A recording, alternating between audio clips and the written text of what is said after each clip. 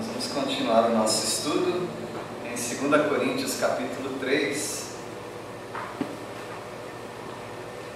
Dou as boas-vindas também ao casal, não sei o nome de vocês. O nome é Carlos e Doralice. Carlos e Doralice. Deus os abençoe e sintam-se bem aqui.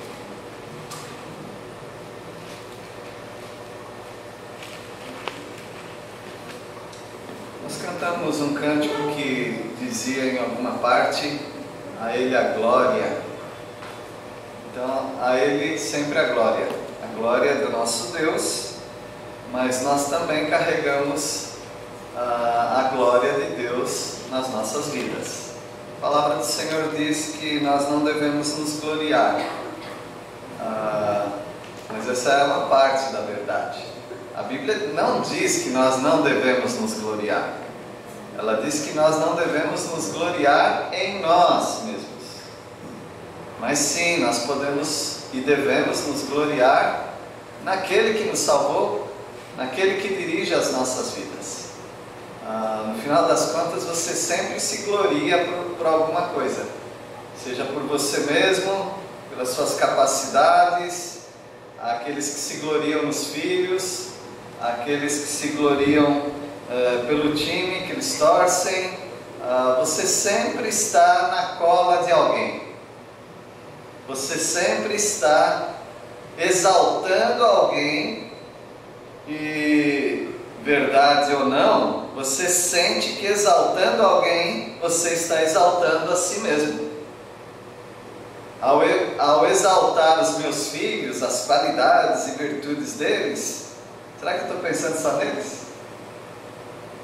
Será que eu não estou pensando assim? Esses são os meus filhos. Logo, eu tenho uma glória nisso, não é? Então as pessoas se sentem importantes quando elas têm como referência alguma coisa que todo mundo fica impressionado. É o meu time, ganhou, então é o meu time, eu me glorio naquele time. Então não tem jeito, você sempre está encostando em alguém importante, em alguma instituição importante. Você sempre está crescendo a partir de alguma coisa que você considera importante ou que as outras pessoas consideram importantes. Deixa de tudo isso, é o que a palavra de Deus diz. Glorie-se no Senhor. Se alguém vai se gloriar, e vai se gloriar, não tem jeito, glorie-se no Senhor. Essa é a minha glória, essa é a sua glória. Essa é a glória do apóstolo Paulo, no capítulo 3 de 2 Coríntios, esse difícil capítulo. Vamos tentar, pela graça de Deus, explicar um pouco dessa glória. Poderíamos chamar isso de glória ministerial. Mas aí eu pensei, se eu falar glória ministerial, já falei, né? Mas se eu ficar insistindo em glória ministerial, alguns irmãos vão sentir, essa mensagem não é para mim, porque eu não estou no ministério.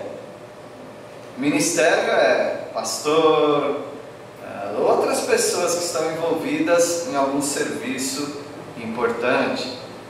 Não, todos nós somos sacerdotes de Cristo Jesus. Todos nós somos ministros. Todos nós estamos na obra do Senhor. Todos nós. É assim que nós cremos. Você crê nisso? Então você tem um trabalho. E esse trabalho é realizado para a glória do Senhor Jesus. E você se gloria desse trabalho, desse serviço. Você se gloria na pessoa do Senhor Jesus Cristo. Assim como o apóstolo Paulo tinha essa glória, a glória de trabalhar para o Senhor. É uma bênção trabalhar para o Senhor. Então nós vamos ver a glória de ser recomendado para esse trabalho. Vamos ver a glória do ministério que é do Espírito Santo na igreja. E também essa glória que só cresce, é uma glória crescente. Você está dentro disso, tá bem? Você pode participar dessa glória que há no serviço, na obra do Senhor. Há um hino que diz: no serviço do meu rei eu sou feliz. Então nós nos completamos no serviço majestoso do rei. Então a glória de ser recomendado. Você é recomendado. Você é recomendado pela própria palavra de Deus para esse serviço. Versículo 1, 2 Coríntios 3, 1. Começamos porventura outra vez a recomendar-nos a nós mesmos? Ou temos necessidade, como alguns, de cartas de recomendação para vós outros ou de vós? O apóstolo Paulo, agora sim nós vamos pensar um pouquinho mais no ministério do apóstolo Paulo. O apóstolo Paulo, ele estava com algum relacionamento conflituoso com os coríntios, porque ele, sendo apóstolo, que quer dizer enviado de Deus para o trabalho de Deus, ele ganha os coríntios para Cristo Jesus, e agora de repente eles começam a se gloriar neles mesmos. Eles não aceitam mais, muitos deles, né, não aceitam mais Paulo como autoridade sobre a vida deles. E aí, naquela época, quando alguém ia pregar em alguma igreja, porque eles eram itinerantes, ou seja, eles ficavam viajando de cidade em cidade, os obreiros de Deus, os pregadores, muitos deles carregavam uma carta com eles, uma carta de recomendação. Tal igreja está me recomendando para pregar aqui. Então eles precisavam disso, e era importante, porque se eles não conheciam a pessoa, dá de ser um vigarista aí no nosso meio. Então eles precisavam de cartas de recomendação. Mas será que Paulo precisava? Precisava ficar dentro desse protocolo que era comum para muitos pregadores não conhecidos? Ele falou: eu preciso de carta, eu preciso chegar até vocês com carta. Tá bom, vocês querem carta? Eu vou mostrar a carta de recomendação. Versículo 2: vós sois a nossa carta, escrita em nosso coração, conhecida e lida por todos os homens. Querem uma carta? Então, vocês são a minha carta. Querem ler a carta? Está aqui, ó, estampada no meu coração. A minha vida é uma carta para vocês. Imagina filhos, né, sendo cuidados por uma mulher e perguntando para a mulher: você tem uma carta de recomendação para eu deixar você cuidar de mim? Moleque, senta aí e come. Eu sou a carta de recomendação, eu sou sua mãe. O apóstolo Paulo está num estilo paternal aqui, dizendo: eu não preciso de carta para estar no meio de vocês. Vocês são a minha carta. Eu já estou muito mais do que recomendado no meio de vocês.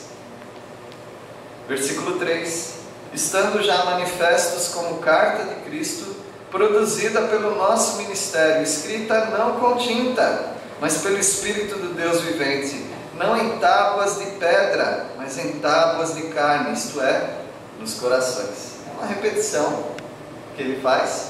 Ele está dizendo simplesmente: eu escrevi uma carta, ou melhor, Cristo escreveu uma carta através de mim. E ele não escreveu com tinta, mas ele escreveu com o Espírito Santo, o Espírito de Deus. Ele não escreveu em papel, pergaminho, papiro, eram objetos que eles escreviam coisas, nem em pedra. Ele escreveu no coração de vocês. Está escrito aí no coração de vocês uma carta, a carta de Deus, a influência que Paulo tinha sobre eles. Você quer trabalhar para o Senhor? De qualquer maneira você vai trabalhar para o Senhor. Você precisa de autoridade. As pessoas precisam reconhecer a autoridade que há em Cristo Jesus na sua vida. E como que acontece isso? Vamos continuar, versículo 4. E é por intermédio de Cristo que temos tal confiança em Deus. O apóstolo Paulo estava ali e ele sabia não estava ali, estava escrevendo para eles, e quando ele chegasse, ele saberia, e sabe disso, que Deus o mandou até eles. Quer trabalhar para o Senhor, você precisa ter certeza disso. Certeza de que você não é um curioso. Certeza de que você não é um falastrão.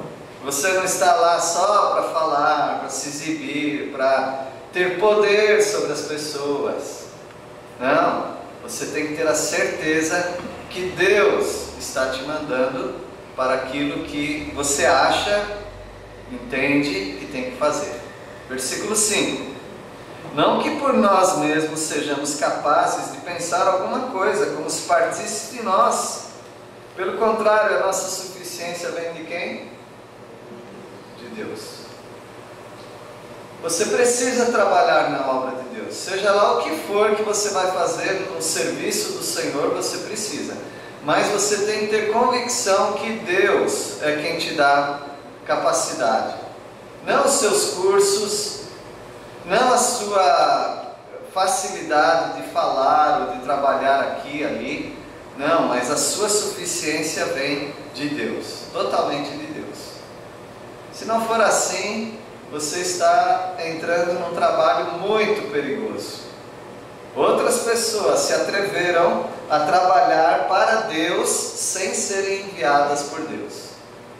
Aconteceram algumas coisas bem ruins. Os filhos de Seva, 7 filhos dele, quem lê entenda lá em Atos. Balaão também, e a gente poderia citar outros na própria palavra de Deus.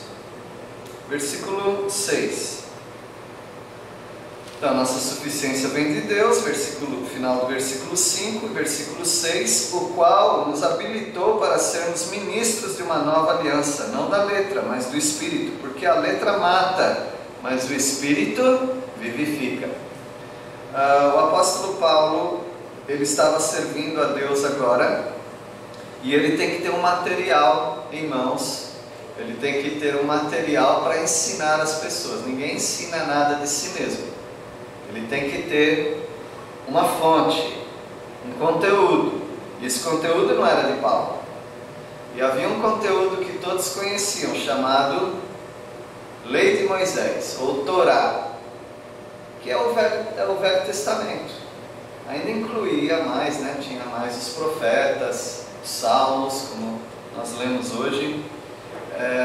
Podemos chamar isso de Velho Testamento. É o que as pessoas tinham. Deus deu o decálogo, 10 mandamentos, escritos em pedra. Além disso, ele deu muitos outros mandamentos e deu a palavra dele, o Antigo Testamento. Agora o apóstolo Paulo, ele vem ensinando algumas coisas que está chocando as pessoas. Porque o que você está falando não está escrito aqui. Há um novo ensino, que não é novo. O próprio Senhor Jesus disse que Ele dá um novo ensino, mas não é um ensino novo. Está na palavra de Deus. Mas agora, uma nova compreensão dada pelo Espírito Santo.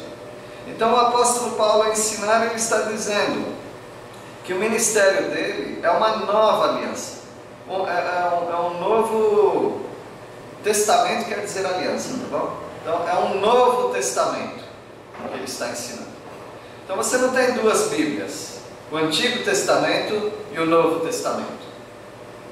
O que você tem é a palavra de Deus antes de Jesus Cristo, apontando para Jesus. E agora você tem o que nós chamamos de Novo Testamento, que aponta para Jesus como cumprimento de todas as profecias. Então, fora de Cristo Jesus, você não tem Bíblia, porque Ele é a Bíblia, Ele é a palavra, Jesus Cristo. E muitas pessoas não queriam aceitar Jesus, mas queriam aceitar a Bíblia. Hoje, por exemplo, muitas pessoas dizem que creem na Bíblia, mas creem como? Na verdade elas gostam, porque tem umas coisas bonitas aqui. Tem escrito algumas coisas bonitas. Mas você aceita Jesus como único? o suficiente Salvador para a sua vida, que Ele morreu no seu lugar, que você não pode fazer nada para ser salvo, senão crer nele. Ah, não, assim eu não creio. Pois é, mas você disse que crê na Bíblia, porque a Bíblia ensina isso. Se não for isso, você não terá salvação. Versículo 7, o apóstolo Paulo fala que esse ministério é glorioso, porque esse ministério, ele não vem de palavras dos homens, é o ministério do Espírito Santo. Quem que é o Espírito Santo? É uma disposição da minha vida, tem um espírito aqui? Não. O Espírito Santo é Deus. É o Deus Pai, é o Deus Filho, conhecido como Jesus Cristo, e o Deus Espírito Santo. Ninguém é mais Deus do que ninguém, e não há três deuses, é um Deus só, que subsiste nessas três pessoas. Não estou aqui para explicar o que é isso, mas para dizer o que é isso, conforme a palavra de Deus. E o Espírito Santo não é uma influência na nossa vida, para aqueles que são crentes em Cristo Jesus.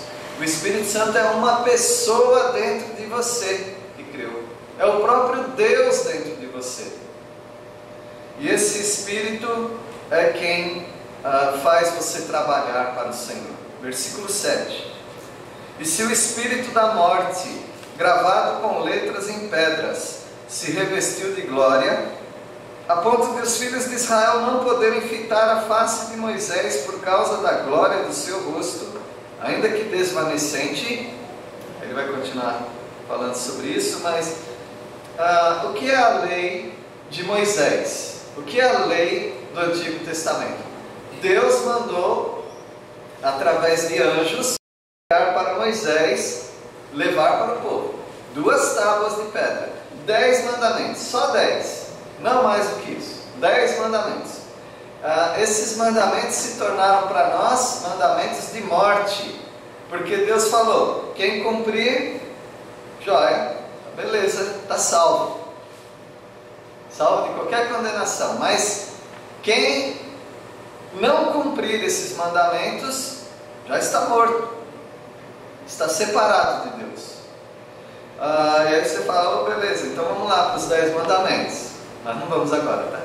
Êxodo capítulo 20. Aí você olha cada mandamento, todos eles repetidos no Novo Testamento, exceto guardar sábado.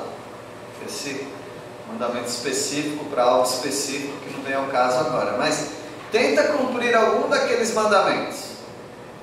Pode ler os 9 mandamentos, porque do sábado você não cumpre mesmo, não é para cumprir. Deus não deixou para o Novo Testamento. Você tenta cumprir cada um deles, você não consegue. Não consegue. Eu consigo um pouquinho. Não consegue então. Eu consigo 8, já está bom? Não. Você fracassar em um, fracassou em todos, é o que diz Tiago, escritor do Novo Testamento, inspirado por Deus. Então, é um mandamento de morte. Essas tábuas vão me matar. A palavra de Deus vai me matar, porque Ele fala: faz e viverá, não faz e morre. Então eu já sei, eu vou morrer, estou separado de Deus. O apóstolo Paulo, então, ele diz que ele chamou isso de ministério da morte, o ministério do Antigo Testamento, ministério da morte, gravado em letras em pedras. Mas os judeus achavam isso uma glória, eles se gloriavam nessa lei. Sobre o rosto de Moisés ficar cheio de glória e de brilho, a gente vai falar daqui a pouquinho no versículo 13, tá bom? Versículo 8. Como não será de maior glória o ministério do Espírito? Se eles se gloriaram no ministério escrito em pedras, que leva à morte, muito mais hoje é o ministério do Espírito Santo, que agora não é gravado em pedras na sua frente, mas é dentro de você, aqueles que creram no Salvador Jesus. muito mais glorioso hoje. Versículo 9: porque se o ministério da condenação foi glória, em muito maior proporção será glorioso o ministério da justiça. Se os 10 mandamentos são gloriosos, e são, imagina hoje o ministério da justiça que você só encontra na pessoa de Jesus Cristo. Muito mais glorioso. Ele vai exaltando esse serviço ao Senhor. Versículo 10: porquanto, na verdade, o que outrora, ou seja, antes, foi glorificado neste respeito, já não resplandece diante da atual sobreexcelente glória. Glória é uma palavra portuguesa que vem como a tradução da palavra doxos no grego. Doxos quer dizer brilho. Então, quando você olhar glória, você pensa em algo brilhante. Glorioso é brilhante. Então ele diz que antes, o Antigo Testamento, a lei de Moisés, ela já nem resplandece mais. Ela não tem mais aquele brilho. Por quê? Veio alguém muito mais brilhante, que é Jesus Cristo. Quando o Senhor Jesus estava no Monte da Transfiguração, conhecido como Monte da Transfiguração, uma montanha, apareceu junto dele Moisés e Elias. E o rosto de Jesus, as vestes deles brilhavam muito. Eram tão brancas que o texto, se eu não me engano, o evangelista Marcos, ele diz que nenhum lavandeiro na terra poderia deixar tão branco. Diz que isso é brilho celestial. Então a palavra de Deus é brilhante. Você lê Gênesis, é brilhante, brilhante, brilhante. Você vai lendo, pode ir lendo, gente. Nunca leram a Bíblia toda? Então vocês estão sem brilho. Vai brilhando, brilhando. Malaquias, brilhante. Quando chega em Mateus, Marcos, Lucas, João, Atos, Romanos, aí é um brilho muito forte, porque é a pessoa de Jesus Cristo ali. E ele fala diante da atual sobreexcelente glória. O brilho de hoje é muito intenso. Versículo 11: porque se o que se desvanecia teve a sua glória, muito mais glória tem o que é permanente. Uma vela brilha, só que ela vai queimando, queimando, queimando, queimando, queimando. Quando chega lá no finalzinho, ela parece que dá aquele brilho maior, né? Mas depois apaga. A lei do Antigo Testamento também é assim. Ela teve seu brilho, porém ela ia desvanecendo. Desvanecer quer dizer ir apagando. As lâmpadas que a gente compra, né? Ela vai bem, vai bem, vai bem. Aí começa a ficar, você pode olhar, começa a ficar escuro ali. Já começa a desvanecer, não brilhar tanto. Então assim foi o Antigo Testamento, assim foi a lei de Moisés, gloriosa, mas desvanecente, ia perdendo brilho. Mas a glória que nós temos hoje é permanente, para sempre. Então você tem no seu coração, se você tem a Jesus Cristo, ao Espírito Santo, você tem em você uma glória, um brilho permanente. Começou um dia, quando você aceitou a salvação em Cristo, e nunca mais vai parar de brilhar na sua vida. Nem quando você morrer, que seus olhos não tiverem mais brilho, quando desvanecer seus olhos, o brilho dos seus olhos, quando desvanecer o seu corpo, se apagar, essa glória ainda estará com você por toda a eternidade. Graças a Deus por isso, né?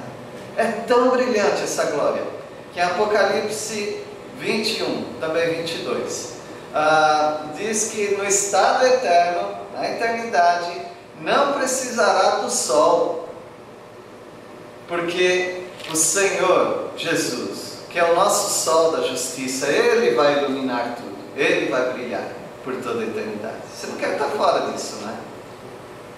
Porque quem não estiver com o Senhor Jesus como Salvador, com essa glória, vai estar num lugar de trevas permanentes. sem brilho da justiça. Essa é a glória do ministério do Espírito Santo. E essa glória é crescente, só vai crescendo. Versículo 12. Tendo, pois, tal esperança, servimos-nos de muita ousadia no falar. Qualquer crente em Cristo Jesus, com o Espírito Santo, que entendeu e vive para essa verdade, fala com muita coragem. Fala com alegria.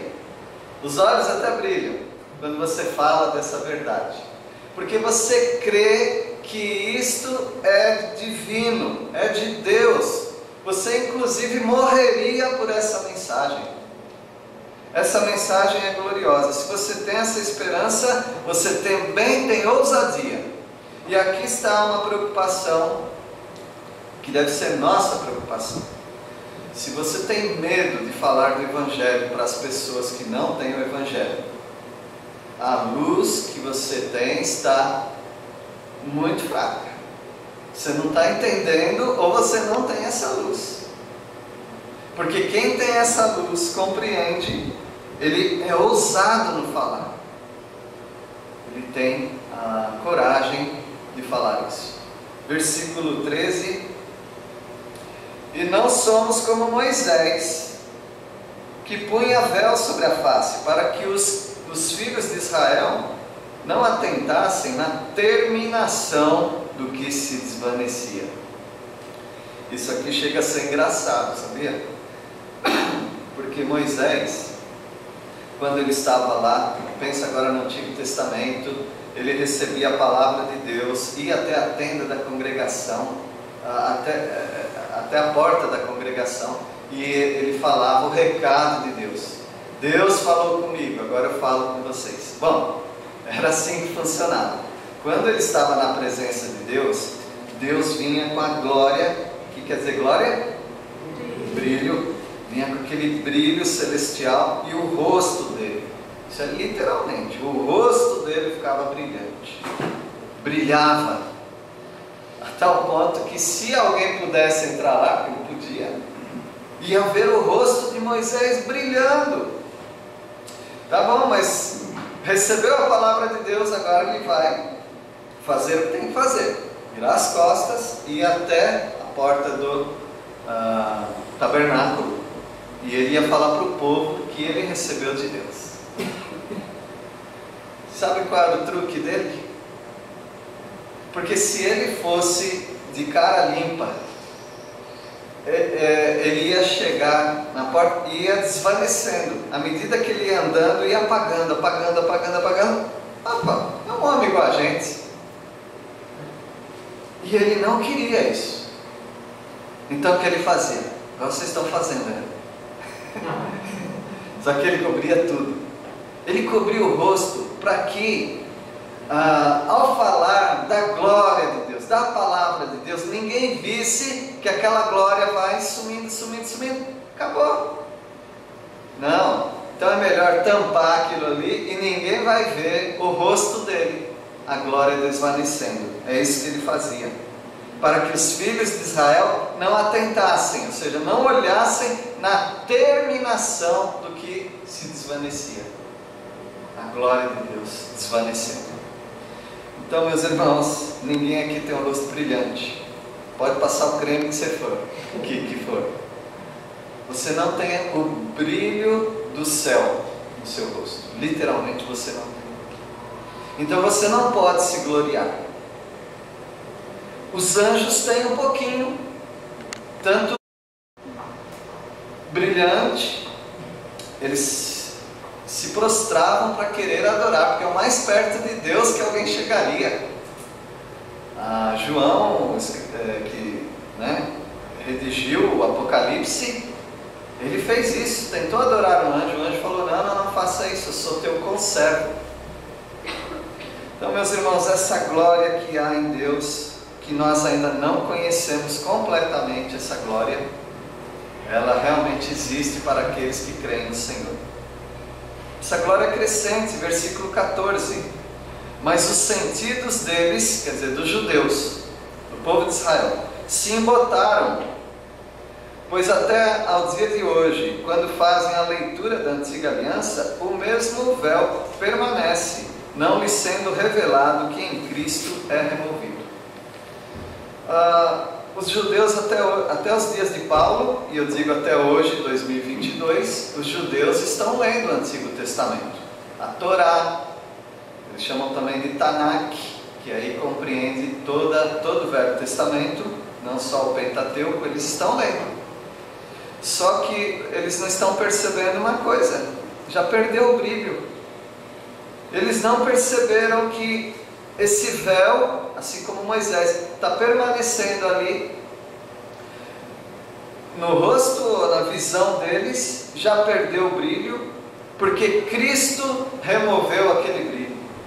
E hoje, para eles verem o brilho, eles têm que crer naquilo que está no que chamamos de Novo Testamento. E eles não têm isso. A Bíblia deles é o Velho Testamento, igual ao nosso. Nós temos 39 livros, eles têm 24.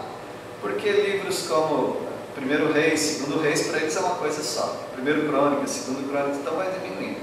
E a ordem também é um pouco diferente e termina então em Crônicas. Eles não têm, não é que eles não têm, eles não querem crer no Novo Testamento. E nós temos então o Novo Testamento, pessoa de Cristo Jesus. Meus irmãos, isso é tão importante, porque você tem grupos, cito aqui Adventismo do Sétimo Dia, que querem dizer que creem também em Jesus. Eles falam, você tem que vir até Jesus, e as pessoas vão até Jesus. Quando chegam até Jesus e vão estudar com eles, particularmente, eles ensinam, vocês vieram até Jesus? Ótimo, porque agora Jesus vai te ensinar a entender a lei de Moisés. Eles sempre vão te jogar para onde não tem brilho. A mensagem deles parece brilhante, mas eles vão te lançar para onde não tem brilho. E há muitas pessoas hoje que estão preferindo a falta de brilho da lei de Moisés do que a justiça gloriosa, brilhante que há em Cristo Jesus. Espero que o Espírito Santo ajude a todos a compreenderem essa verdade. Versículo 15. Mas até hoje, quando é lido Moisés, o véu está posto sobre onde, irmãos? Sobre o coração deles. Então nós estamos falando de algo figurado, evidentemente. Mas até hoje, e vamos dizer até hoje, 2022, muitas pessoas estão lendo o Antigo Testamento, lendo Moisés, a lei, os profetas, até Salmos, e elas não estão vendo Jesus. E a palavra de Deus diz que o Deus desse século cegou-lhes os entendimentos, para que eles não vejam. Não vejam o quê? Para que não lhes resplandeça a luz do Evangelho da glória de Cristo, o qual é a imagem de Deus. Esse brilho é o reflexo de Deus, mas muitas pessoas não estão vendo. Eu acredito que até em muitas igrejas, quem sabe aqui mesmo, há pessoas lendo a Bíblia e talvez estão lendo até o Novo Testamento, e elas ainda estão sem esse brilho no coração, porque elas não conseguem ver, está encoberto para elas. Precisa cair essa escama, precisa sair essa venda, essa incredulidade, para que elas possam ver a luz da glória do Evangelho de Cristo Jesus. Versículo 16, olha que bênção. Quando, porém, algum deles se converte ao Senhor, o véu lhe é retirado. Então acaba todo esse mistério quando alguém se converte a Cristo Jesus.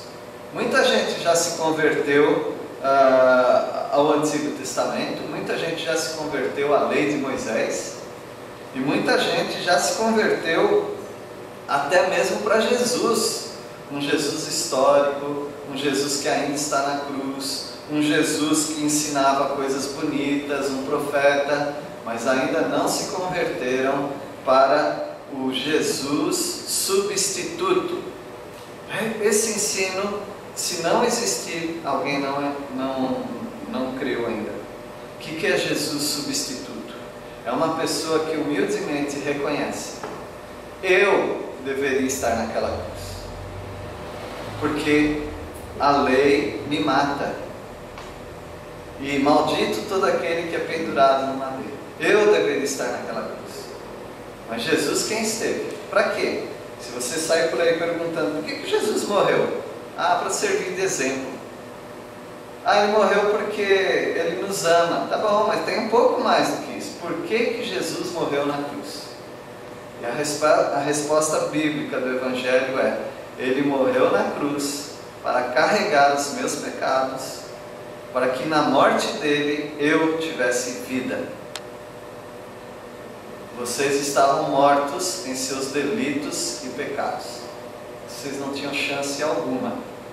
Mas com a morte de Cristo Jesus, agora você tem a possibilidade de crer que você não pode ser salvo pelas suas obras, boas obras, pela sua inteligência, pela sua bondade, pela sua força de vontade, pela sua integridade, porque você é um bom vizinho, um bom funcionário, um bom pai, uma boa mãe, é uma boa pessoa, é uma pessoa que só contribui na sociedade.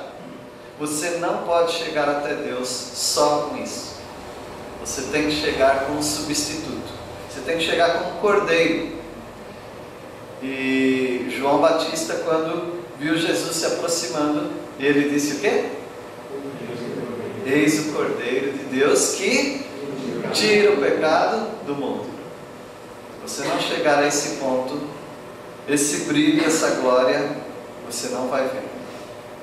É o que diz a palavra do Senhor. Versículo 17. Ora, o Senhor é o Espírito, e onde está o Espírito do Senhor, aí há liberdade. A nossa libertação está nessa verdade. E alguns têm tanto problema com isso, que eles falam: não, você está falando que eu não sou uma pessoa boa. Eu não estou falando isso. Só estou dizendo que você é uma pessoa boa, mas não o suficiente para chegar até a presença de Deus. Porque o limite da sua bondade chegou no topo. Mas e se eu fizer umas boas obras, mais boas obras, e me tornar uma pessoa melhor? Você não chega. Você tem que ter esse substituto. Porque se você não cumprir um mandamento, você já está desqualificado para chegar até a presença de Deus. Eu convido todos vocês hoje ou amanhã, quando você quiser, ler Êxodo capítulo 20. Os primeiros versículos, até acho que... agora eu vou ter que ver. Dos 10 mandamentos. Êxodo 20, do versículo 1 até o versículo 17. Se você falar, eu li e consegui cumprir todos eles. Opa, quando que você cumpriu? Na minha vida toda. Olha, teve alguém que falou isso para Jesus. Jesus fez uma pergunta e ele saiu triste, porque ele viu que ele não cumpriu todos. Se você tiver dificuldade, procure alguém que possa te ajudar. Eu posso te ajudar, eu acho, segundo a palavra de Deus, né? Versículo 18, e aí a gente encerra com o versículo 18. E todos nós, com o rosto desvendado, contemplando como por espelho a glória do Senhor, somos transformados de glória em glória na sua própria imagem, como pelo Senhor o Espírito. Essa glória, ela não é estagnada. Você não atinge essa glória de uma vez. Você vai vendo a glória do Senhor e você vai sendo transformado de glória em glória, de brilho em brilho, e você vai se tornando cada vez mais parecido com Cristo Jesus. Que Deus abençoe e dê esclarecimento para todos aqui sobre essa glória. Você já tem essa glória na sua vida? A glória do ministério não o Ministério da Justiça que vocês conhecem, o Ministério de Justiça, a Justiça de Cristo Jesus, essa glória crescente. Se você quer essa glória e você não tem ainda, busque na palavra do Senhor, busque a ajuda de quem compreende esse assunto, para que você também faça parte desse brilho, dessa glória que há na pessoa de Cristo Jesus. Vamos orar. Deus glorioso, nós te agradecemos pela pessoa do teu Filho amado Jesus Cristo, que morreu no lugar do pecador. Todo pecador que aceitar, reconhecer que Ele é o substituto, o Cordeiro perfeito, será salvo, como diz a tua palavra. Nós pedimos a Deus por todos aqui, por todos que nós encontramos, para que possamos levar essa mensagem àqueles que ainda não têm essa glória permanente em suas vidas. Nós oramos assim, em nome do Senhor Jesus. Amém.